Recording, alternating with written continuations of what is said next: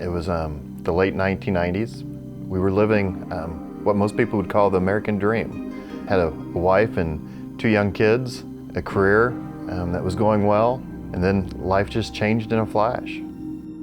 It was just a normal day at home. The phone rang, and it was a nurse from the local emergency room telling me that I needed to get to the hospital as soon as I can, that David had been in an explosion at work and had suffered burns. Upon arrival to the emergency room, the doctor there confirmed what the EMT had told me on the way there, that I had a high mortality injury, that I didn't have much of a chance of survival. So I told the ER doctor to get busy because I wasn't ready to go yet.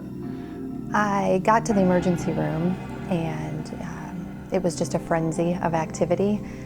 We were able to tell each other how much we loved each other, and in the next breath, David told me that I needed to take care of our children. And then after that, I was escorted out of the room while they worked on him to get him ready to be transported to the next hospital. My mind just flashed back to all the times when we were dating, or the times where he would be holding our children or playing with them, or who was gonna teach Nathan how to play ball, or who was gonna walk Samantha down the aisle. My mind was just racing back and forth. I wanted to hold on to the hope that he would be okay, but my head was also struggling with the fact that I might not see my husband again. When I got to Galveston, they were able to determine that I had been burnt, 2nd and 3rd degree burns of 94% of my body. 70-some% of that was 3rd degree. You just hear a lot of stories of how painful burns are, and I was experiencing it. There just wasn't enough pain medication that they could give me.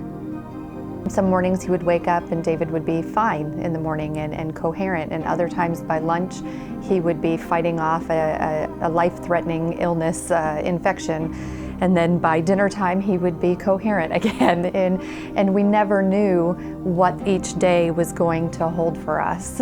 It was just a constant roller coaster ride.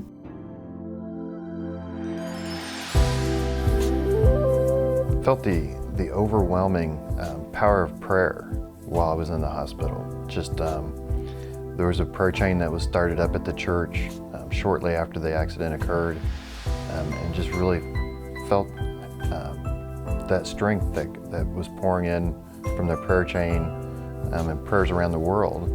There was a strength that came from no place other than God, because it was just unexplainable.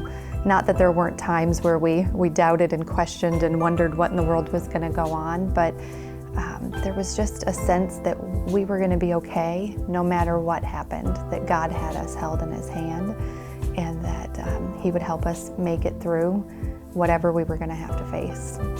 Early on, we just learned to discover the difference between happiness and joy.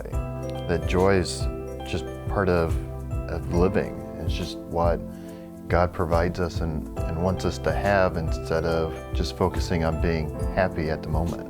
But joy is a choice. Yes. Joy is a daily choice. That roller coaster ride has continued for 16 years in different little ways. And every day we have to figure out how we're going to find the little things in life that bring about joy. Not just joy for us, but how can we bring joy to other people? When David was even still in the hospital, we would have nurses and friends and family say, you guys really need to think about sharing this story and writing it down. Even way back then, we had what I call Moses moments, lots of Moses moments, thinking, no, surely not us. We're not cut out to write a book. Where we were really convicted that by not telling our story, we were robbing God the glory of what He did in our lives and how much a part of it He has been. I hope they see God in it, that's for sure. That they see God in the story and not just a story about David and Carly Bowers, because that's not our intent. We want it to be a story of what God can do not only in our lives and what He's done in our lives, but what He can do for somebody else as well. Just that hope that is out there, that through life circumstances, there's still that hope, and you can still have joy through those circumstances. Life brings pain. You can't escape pain. And so to think that maybe there's a glimmer of hope and encouragement to somebody else that might be walking through a tough time, I think is our hope that they can get that from our story.